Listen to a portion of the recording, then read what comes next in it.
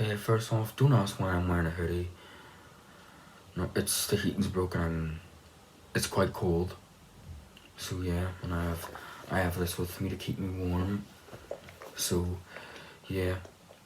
So today we're gonna be taking a look at a girl who apparently doesn't have a face.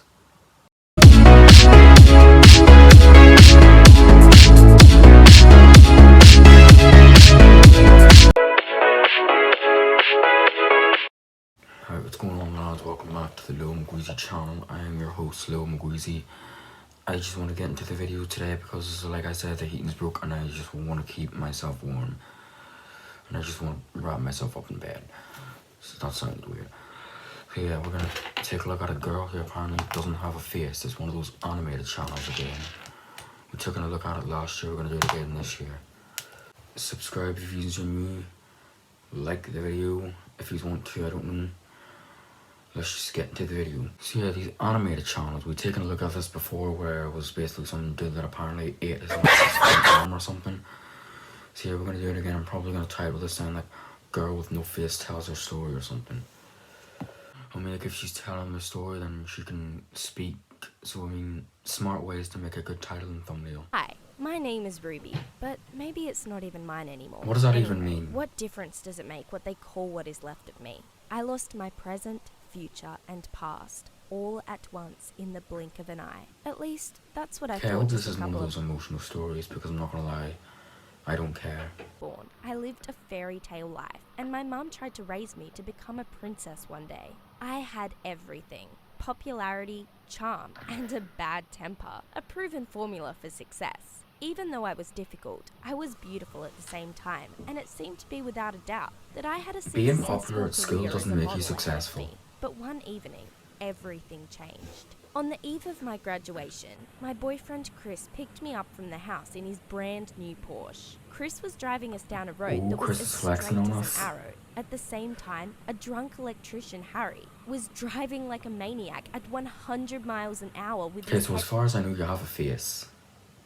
At 100 miles an hour with his headlights turned off. He was heading straight for us. His pickup literally smeared the Porsche. Immediately, our car caught fire. Chris and the driver of the pickup truck both died on the spot, and for half a minute, I lay face down in the melting wreckage of the car. I was taken to the hospital along with part of the dashboard melted to my face. I had to undergo 7 surgeries in the next 72 hours. Doctors separated the plastic from my muscles. The dashboard was melted on her face? They even managed to preserve skin scraps, saved one eye, separated my lips which were melted closed. The bridge of my nose was collected like a puzzle from multiple pieces. My broken arms and legs were packed tightly in a cast. In part, they were even able to save my hearing, but I permanently lost the ability to speak.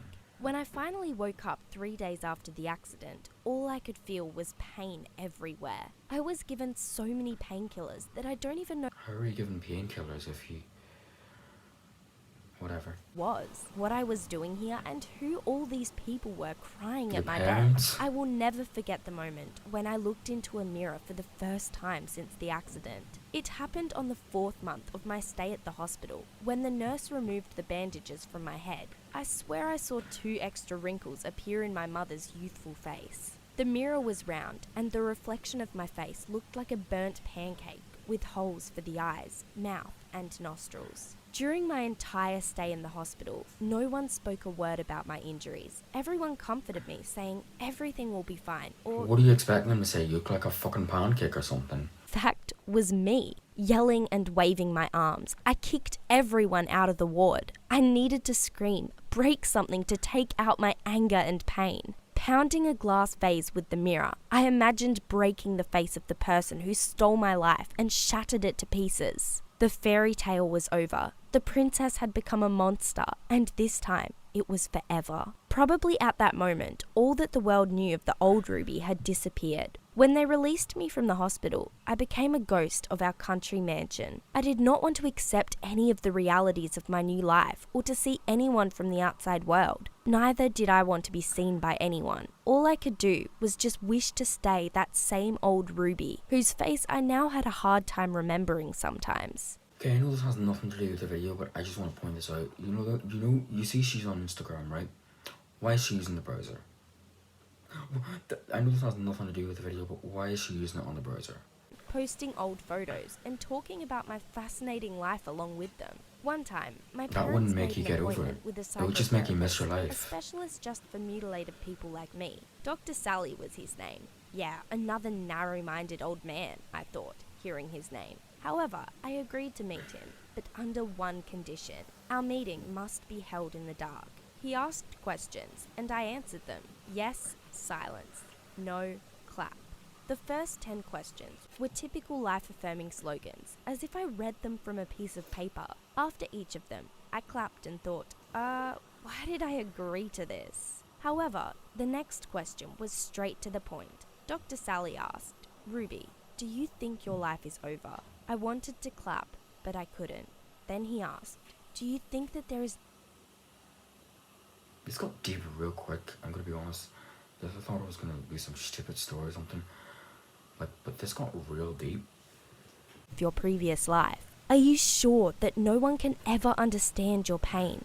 All these questions were followed by complete silence. If I wanted to find the answers to these questions, said Dr. Sally, I needed to turn on the lights. When I turned on the lights, I saw a man whose face was lacking a nose and that looked like it was sewn together from many pieces, a scar on top of a scar. I understood in that moment, Dr. Sally is the only one I could trust. He understood me. We met every week. It seemed like he read my thoughts, and I just kept silent and listened. He also talked about his family and children, and about the fact that he refused to do a face transplant surgery, because with a new face, he thought he would not be able to help people like me. My meetings with Dr. Sally breathed new life into me. I gave him my word. I'm gonna be honest, and I know this seems messed up, but if you only have these situations done to you, money helps.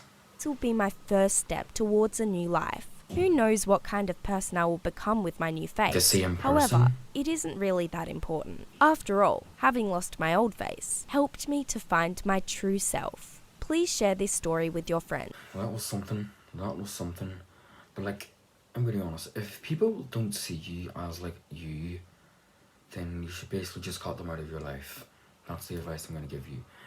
Anyway, did you like this video? That's great. I'm gonna go lie down because it is cold AF in Moneyglass, or just my house in general because the heating's off. But yeah, I'll see you in the next time, in the next internet video. Subscribe if you're new. Bye bye.